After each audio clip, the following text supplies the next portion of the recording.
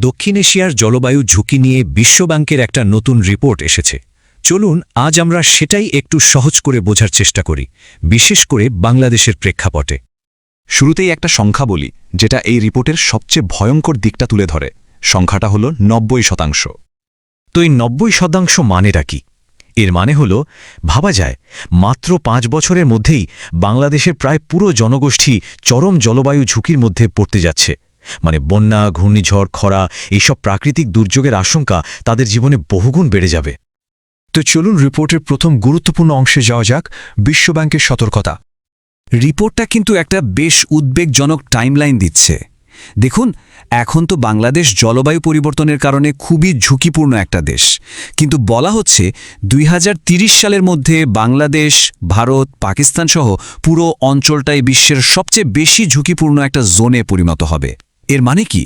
মানে হলো সমুদ্রের পানির উচ্চতা বাড়া, ফসলের মারাত্মক ক্ষতি, এমনকি খাবার পানির তীব্র সংকট, এই সব কিছুই কিন্তু বাস্তবে ঘটার পথে। এখন প্রশ্ন হলো, এই ঝুঁকির মুখে আসলে কারা পড়ছে? সবচেয়ে বেশি ক্ষতিগ্রস্ত কারা হচ্ছে? দেখুন, প্রভাবগুলো কিন্তু শুধু একটা দুটো দিকে সীমাবদ্ধ নেই। এটা দেশের অর্থনীতি থেকে শুরু করে সাধারণ মানুষের জীবন জীবিকা সব কিছুতে আঘাত হানছে। যেমন ধরুন, জমিতে লবণের পরিমাণ বাড়ছে, ফলে ফসল কমে যাচ্ছে। আবার পানীয় জলের সংকট তো আছেই। এগুলো তো সরাসরি মানুষের দৈনন্দিন জীবনকে প্রভাবিত করছে, তাই না?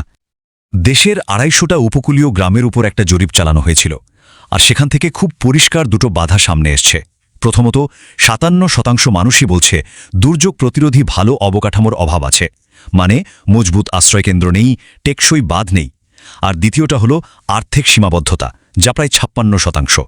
এর মানে দুর্যোগের পর সাধারণ মানুষ যে আবার ঘুরে দাঁড়াবে, সেই সামর্থ্যটুকুও তাদের থাকছে না। এই বিষয়টাই আমাদের একটা খুব গুরুত্বপূর্ণ পয়েন্টে নিয়ে আসে। সেটা হলো, যা আসলে প্রয়োজন আর বাস্তবে যা হচ্ছে তার মধ্যকার বিরাট ফারাকটা। এই স্লাইডটা দেখলেই ব্যাপারটা পরিষ্কার হয়ে যায়। একদিকে আমাদের দরকার জলবায়ু সহনশীল আধুনিক প্রযুক্তির অবকাঠামো, কিন্তু বাস্তবতা কি? বাস্তবতা হলো মানুষ কম খরচের, খুব সাধারণ আর বেশিরভাগ সময়ই অপর্যাপ্ত সমাধানের ওপর নির্ভর করতে বাধ্য হচ্ছে। সোজা কথায়, যে ধরনের সুরক্ষা দরকার সেটা আর পাওয়া হচ্ছে না। এই নিয়ে বিশ্বব্যাংকের বাংলাদেশ ও ভুটানের কান্ট্রি ডিরেক্টর জম্পেসমে যা বলেছেন তা কিন্তু খুবই গুরুত্বপূর্ণ। তিনি বলছেন, বাংলাদেশের জলবায়ু সহনশীলতা বারবার পরীক্ষিত হচ্ছে। অভিযোজন ব্যাপক হলেও ঝুঁকি দ্রুত বাড়ছে, ফলে আরও কার্যকর পদক্ষেপ প্রয়োজন। তার মানে আমরা যা করছি, ঝুঁকি তার চেয়েও দ্রুত গতিতে বাড়ছে। আচ্ছা, তাহলে এখন করণীয় কি? চলুন দেখি এই রিপোর্ট সমাধানের জন্য কোন পথের কথা বলছে। রিপোর্টটা মূলত 4টা কৌশলের কথা বলছে। প্রথমত, আগাম সতর্কীকরণ ব্যবস্থা আরও শক্তিশালী করতে হবে, যাতে দুর্যোগের খবরটা মানুষের কাছে অনেক আগেই পৌঁছে যায়। দ্বিতীয়ত, এমন সামাজিক সুরক্ষা কর্মসূচি তৈরি করতে হবে যা নমনীয়, মানে প্রয়োজনের সময় মানুষ যেন দ্রুত সাহায্য পায়। তৃতীয়ত, জলবায়ু স্মার্ট কৃষিকে উৎসাহ দিতে হবে, মানে এমন চাষাবাদ পদ্ধতি যা এই বদলে যাওয়া জলবায়ুর সাথে খাপ খাওয়াতে পারে। আর সবশেষে, বেসরকারি খাতের বিনিয়োগ বাড়াতে হবে। এখন এই সবগুলো পদক্ষেপ যদি ঠিকঠাকভাবে নেওয়া যায়, তাহলে এর প্রভাবটা কতটা বড় হতে পারে? একটা সংখ্যা বলি।